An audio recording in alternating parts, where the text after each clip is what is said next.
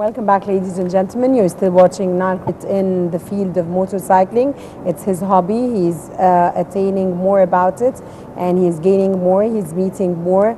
He is knowing more about it, and he's telling us more about it. Thank you for having you here on our show. Tell us, if you can tell us more about the challenges that you had faced, Ali, throughout since you started doing what you like. Actually, the motorcycle riding a motorcycle, it is a very nice thing for me, so I don't think a lot about challenges or bad things on the road. Actually, the mainly, actually, I'm seeking right now for the government help, as it's a big project for one person to be done.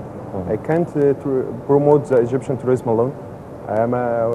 I am just. To which extent did the Ministry of Tourism support your initiative? Yes, I need the support of tourism, but I tried to contact them many times, but so they're not responding. They didn't respond at all, and many TV shows and many articles and radio, they didn't respond at all. She just published the article. Me that the guy is. I have a good idea, and what I'm doing is very good for Egypt. That's all. It is bigger than this, and it's a very big idea. Need a lot of work. It needs a lot of help from the government. So I need some help to be able to do what I need. Did you try to fetch some help from the private sector? Actually, I tried, but I couldn't get any help from companies or something like this. I am trying. I'm still trying. Ali, there's a question I want to ask you. How do the normal Egyptian citizens, when they see you on a motorcycle going around the country, how do they accept what you're doing? Okay, actually, it was a strange thing for them. I'm fitting Egypt flag, a big flag on my motorcycle, but they thought I am a foreign man. I'm not Egyptian. Maybe I asked about places, they answer in English. Okay. But when they understand what I am doing and why I'm doing that, they come up to you and talk to you and, and ask you what you're actually doing? Yes, after they know that I am Egyptian, they ask me what you're doing that, and what is that look and the flag and this. And do you explain?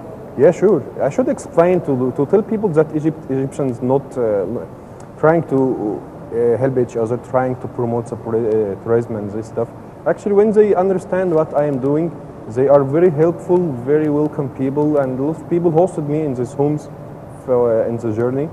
So the most beautiful thing in Egypt is the people. Egyptian people are very kind people, very welcome people.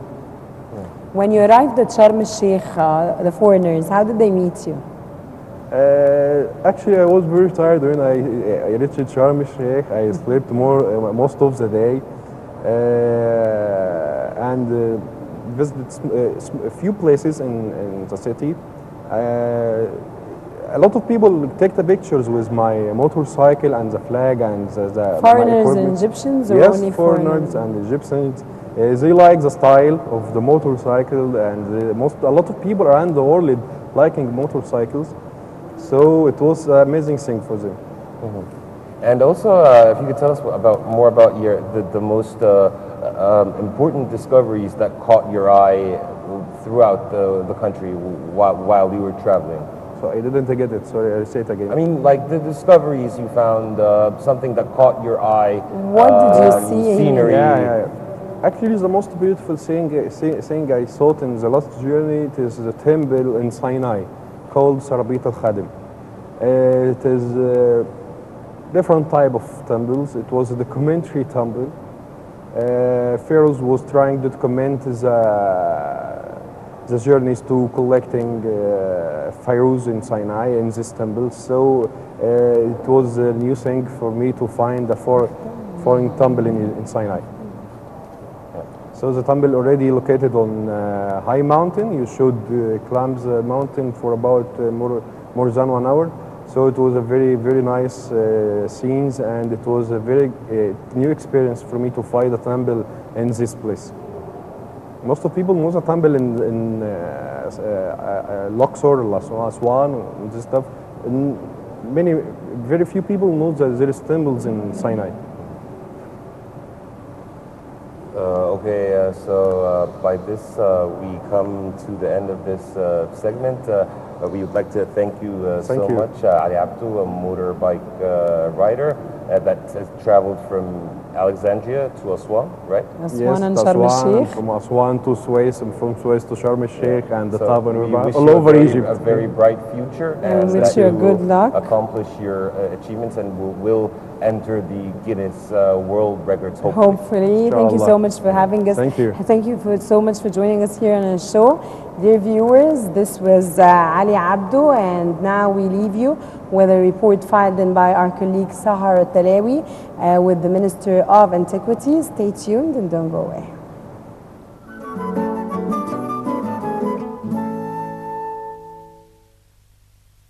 According to an announcement made by the Egyptian Minister of Antiquities, Mamdouh al-Damati, at the opening of the first International Tutankhamun Conference organized by the Grand Egyptian Museum, the museum will be partially opened by May 2018. The minister said that the Grand Museum will feature up to 100,000 different artifacts displayed in 15 showrooms, including a special hall for King Tut's belongings. This extension will be started directly after the destroying of the building of the National Party, and we have to improve all the museum to get its original scenario of the beginning of its building since 1902, with the museum of the history of ancient Egyptian sculpture and painting. This museum also, this extension will include two special galleries. One of them for the temporary exhibition for the Egyptian collection, unique pieces. Some of them should be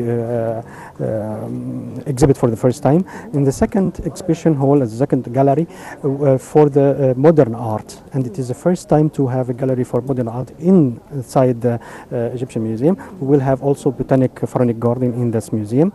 We're preparing for a special Nile cruise connecting four special places: the Cairo Museum, the Qasr al-Mania Palace, Muhammad Ali Palace, and also the water wheels in the beginning of the directly. It will be open with the extension of the museum. It means in 2 years we will have them. Yes. It was attended by the Minister of Antiquities, Mamdouh al-Damati, Dr. Tariq Sayed Tawfiq, the General Supervisor of the Grand Egyptian Museum, and representative from the Japan International Cooperation Agency, and a lot of media and press representatives. It is a special occasion that this conference, this press conference, is being held at the premises of the Grand Egyptian Museum project.